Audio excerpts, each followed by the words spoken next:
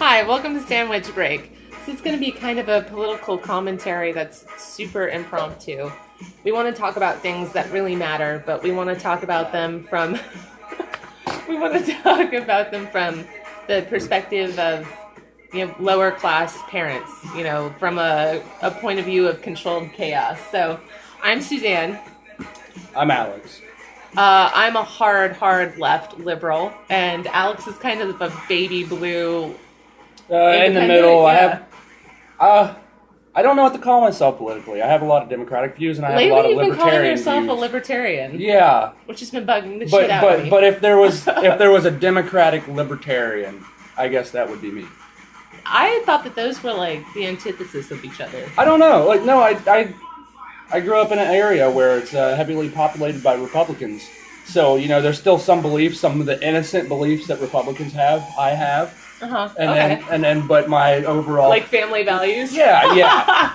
And my overall foundation is typically more liberal. So yeah, I don't know what to call my. I know they call people in the South. They call Democrats in the South Dixiecrats, but I know that typically they're not very good people. So yes. Well, I myself am a Southern Democrat. I was born in Louisiana, but when I was 5, my family moved to Florida.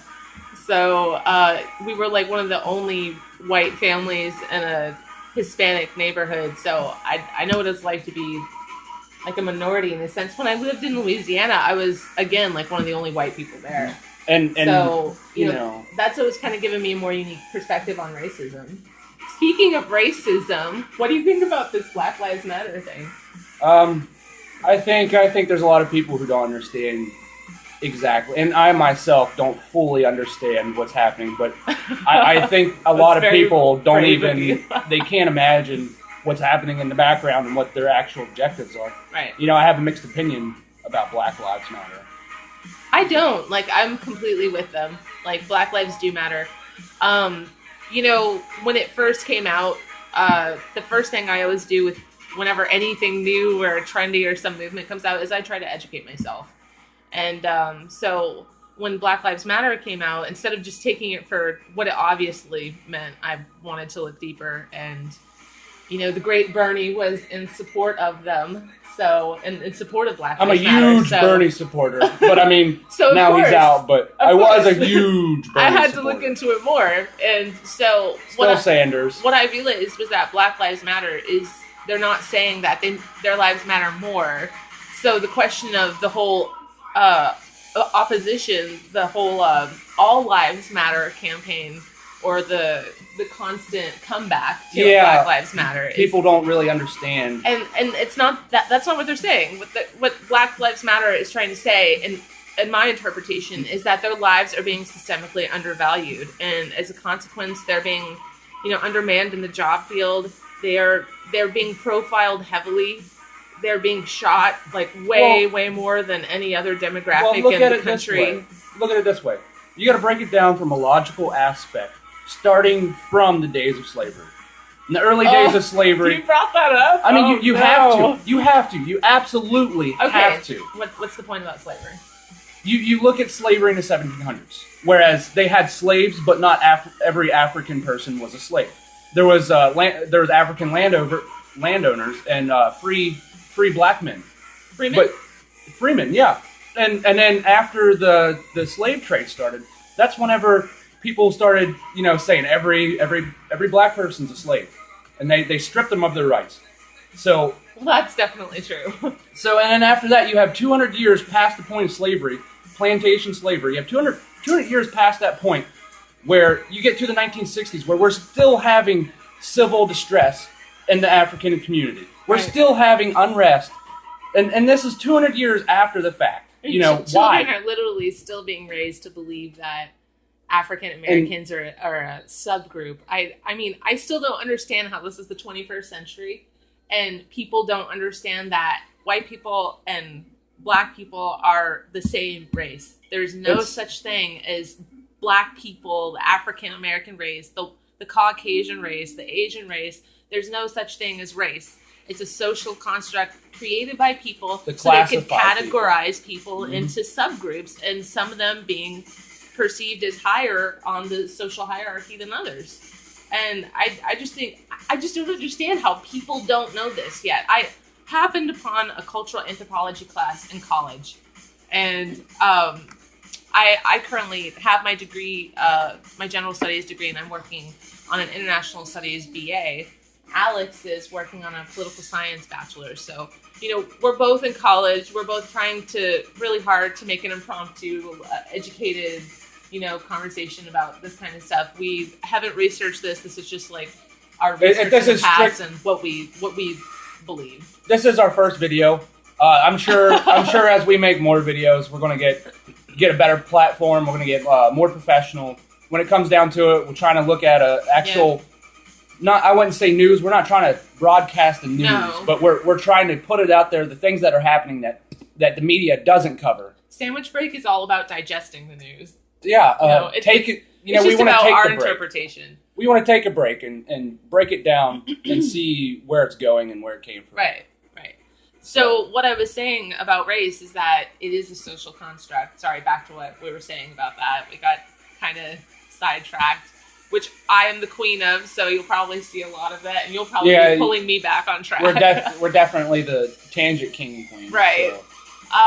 So, it's a social construct. It literally does not exist. If you went and you had a whole classroom of kids, with, some Asian children, some African American children, some Caucasian children, some Hispanic children, whatever, if you had a nice color palette going, if you went and did like a DNA test and then compared the ones that were most similar, they wouldn't be white, or black.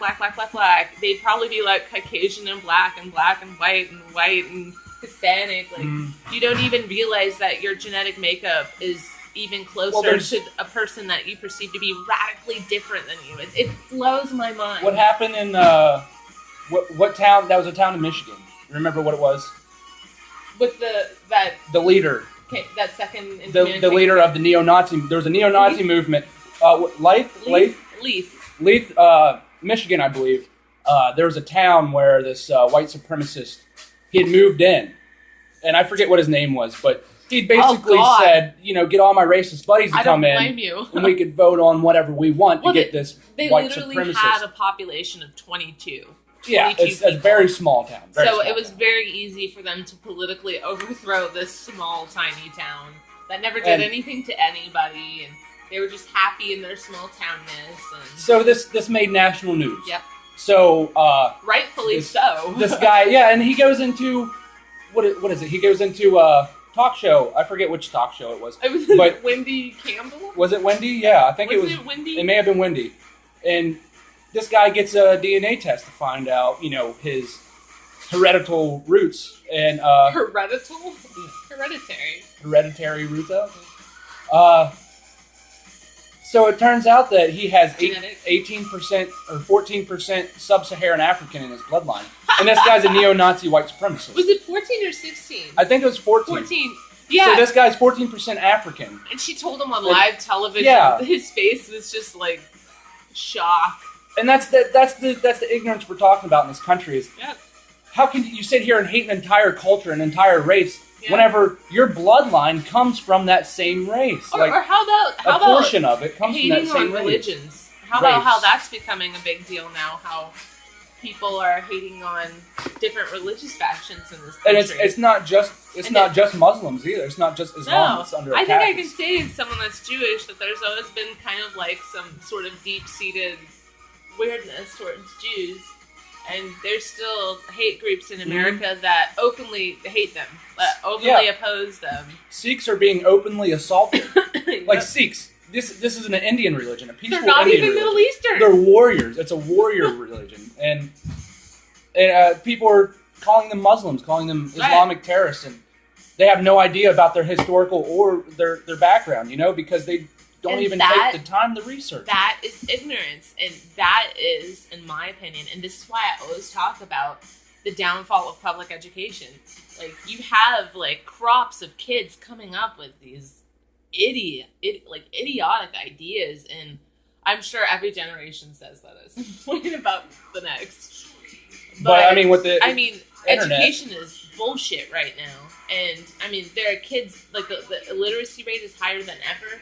Whereas you have countries like, what is it, Sweden, that they have free college. Well, Germany's number 5. And they have a literacy rate. Sweden has a literacy rate of like 100%. Mm-hmm. And we have a literacy rate of like 88%. Something. I'd be surprised if it was much. I wouldn't be surprised if it was much lower. I literally know someone that can't read. And that's so sad. And this person that I know that can't read is in a isolated small town where teachers, will not go. Because they'll be called teachers are the people who and they'll get grew up there. chased out of freaking town. Mm-hmm. Yeah. Oh, so yeah. there's no open-mindedness. There's no new water being introduced. It's all a stagnant pool. It's just being cycled back in. And this is all over America. This is small towns all over America. And in I grew up in a small town. Yep. I did, of 500. It was great. I had my family everywhere. Everybody knew each other. It was a wonderful thing. You can ask anybody that lives in a small town. They will tell you that the drama that circulates in a small town is unbelievable. Yeah. Unbelievable. That is completely true. You take this drama and you add a little spin on it. Okay, let's throw a bit of politics in it. And then okay, so it's drama and a bit of politics. And then it forms into these radical ideas with no proof behind them whatsoever.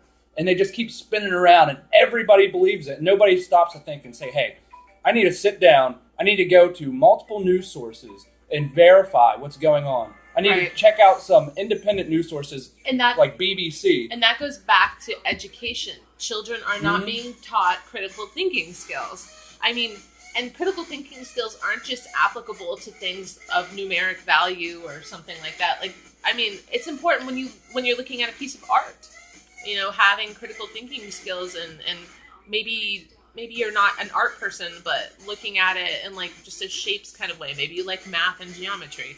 It's just about being able to look at something critically from a standpoint that works for you. And children are not taught that anymore. They're not being taught cursive. They're not even getting an education on art and music. There's no rational thinking. There's no more logic introduced into our society. And I'm a veteran. I was in the U.S. Army. Right. And you want to talk about logic? Go then. There is no logic in the United States military. I mean, maybe the Air Force and the Navy are a lot more logistically put together. Right. But like the Army, I mean, it's madness with their logic. Some of the logic makes no sense. Like show up 5 hours early to something that's going to take 5 minutes to do. Like, right. And there's no logic introduced into that, and that's to keep people confused. Right. It's to keep people controlled. Really think so? That's how you control people. You keep them confused. You keep them out of the loop. You feed them false media, and you feed them these irrational ideas that are semi-truthful. So that way they can believe it enough to take in the whole concept. And you're also your voice is also diminished in the sense that you're not allowed to protest. Well, that and we have the First Amendment right to protest. Anybody can absolutely protest, but whenever you demonize protesting and say that hippies protest or bad people protest, and then you have people like the Tea Party who go out there and protest with their guns, and everybody's like, "Oh, heroes!" I personally, I have a .45. I own guns. I believe in gun reform, not to the point where you're taking guns out of citizens' hands, which I don't believe that people are doing. But to the point where people who are mentally ill... Oh, God, you're going to bring up guns. People who are mentally... This is where more of my libertarian and democratic views come in mixed together. Okay. And honestly, I believe that we need gun control to take it out of the hands of the mentally ill. Definitely harder background checks. What are you talking about? Like, just letting Dylan Roof have his gun. Let's just let that motherfucker buy a gun. Right. Like the guy in Orlando. You're talking about everybody should have a gun, but what about the terrorists? You're going to let the terrorists have guns. Is that it? Right. Right. Exactly. Oh, the terrorists have a right to own guns. I really want to talk about the gun thing, but this is something that we can put that into a different video. We should write that down. That was a taste write it down on the board. A new video. That's going to be the board of topics that we need to remember to talk about. So whenever we do another video, we can just look at it. And keep off of the tangents. Yeah. You should put it up. Okay. But gun control. Gun control. Gun. Whatever that means. I honestly think that's an oxymoron. Yeah, that's what I say. I don't like gun control. I don't like that word. How about gun management? How about people management, because guns are not the problem, people are. What I was hoping to talk about is this.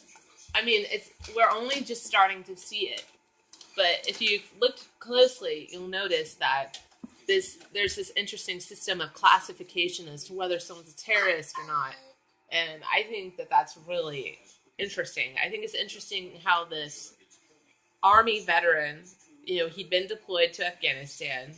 I think they said 5 or 6 years as a guardsman or reservist. So he'd done his time. And I saw a picture of the shooter, this guy, in his military uniform. And, he looked the part, and then he goes and kills 5 cops, wounds 5 more, and wounds 2 civilians. And this guy is not being called a terrorist.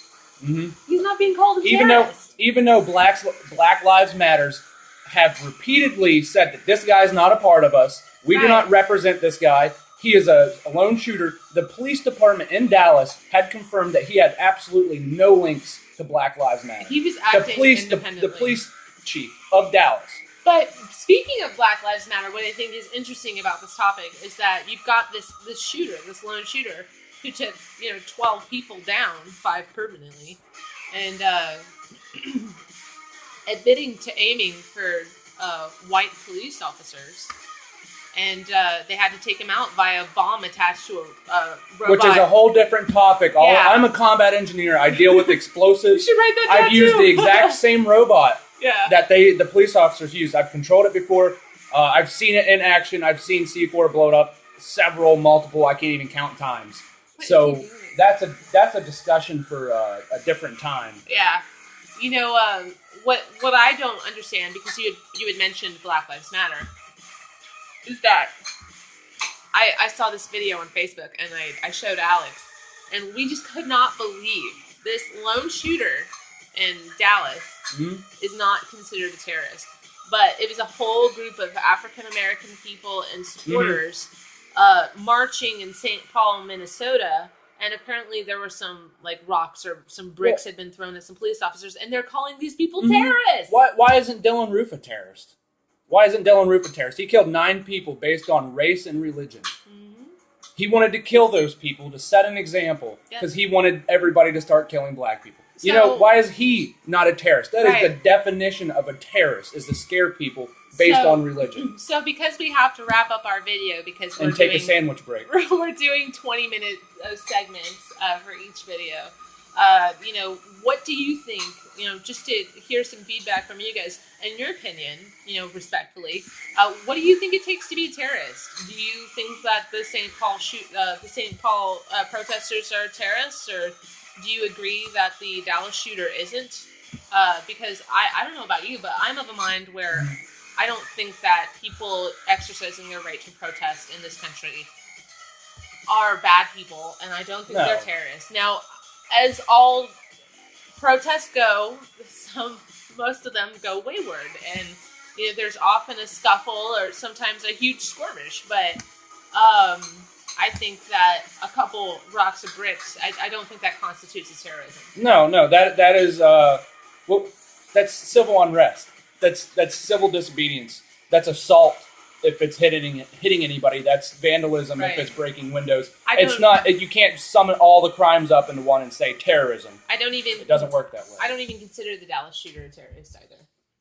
Yeah. My guess is that he was a veteran. He probably saw some shit go down. With the VA lapsed and didn't take care of this guy. That is. You deployed. How you bring back some shit with Either you. he didn't seek help, or the VA didn't cover him, or something happened. Yep. And maybe he had just had it. We don't know what happened. And, I'm not encouraging people to feel sympathy for this guy, but maybe we could eke out a little bit of empathy and try to see where this guy was coming from before we label him a fucking terrorist. And that's a whole nother discussion, is with veterans. I mean, Timothy McVeigh was a veteran. Was he? He had what do you have? I'm pretty sure he had a Bronze Star. Oh my God. For combat related. Well, we're going to put that on the board. And so hit us up with any replies. What do you think it takes to be a terrorist? And do you consider the Dallas shooter to be a terrorist? Do you consider the St. Paul protesters to be a terrorist? What do you think? Dylan Roof. I'd like to know, since everybody forgot about Dylan Roof. Yeah. All right, well, thanks for hanging out with us today. We'll see you next time. Sandwich break. Sandwich break.